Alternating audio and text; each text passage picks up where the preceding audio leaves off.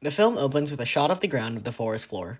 I chose this shot to establish a very natural setting immediately. This setting uses conventions of other medieval/high fantasy films. These films typically have many natural settings including caves, mountains, and forests. By adhering to this convention in my own film, I hope to establish my film in the fantasy genre. Additionally, I had the wizard in my film intro wear a long cloak and use a wooden staff. This choice aligns with conventions of wizard characters in fantasy media using wooden wands or staffs and wearing long robes, which I utilized to help establish the character as a wizard in this fantasy setting.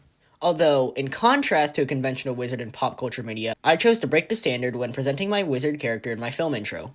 The wizard is shown using only two spells, one to stun the attacker and one to make him fall asleep. These actions contrast the typical convention of large, flashy, and over-the-top spells used by wizards in pop culture media.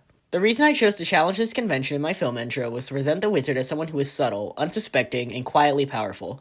He doesn't use flashy spells because he doesn't need to. Doing so would only attract attention to him while he is clearly on the run. Additionally, the character is meant to fill the role of a wise and sage-like mentor to the main character. As a way to establish that in the opening scene, he makes this decision to only knock out the mercenary and not kill him as a sign of strength. He doesn't want to kill or injure someone who he can just knock out because it is unnecessary. This decision-making would help present the wizard as wise and inherently good, setting him up to be someone who would have been worthy to mentor the main character later in the film.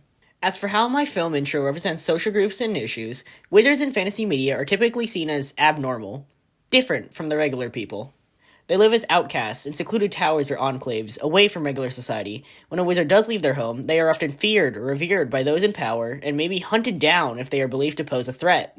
This trend is followed by my film intro, with its central conflict being the wizard is being hunted down by a mercenary sent from the king of the land.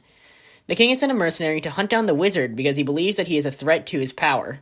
The way the king views the wizard is representative of how many people in power view minority groups within their own nation.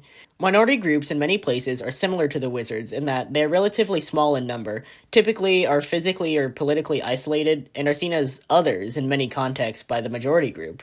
They are often seen as dangerous to the majority and are treated wrongfully as such. Throughout history, minority groups have been persecuted and attacked by their rulers in a way that resembles how the wizard in my film intro is being hunted by the people sent by the king.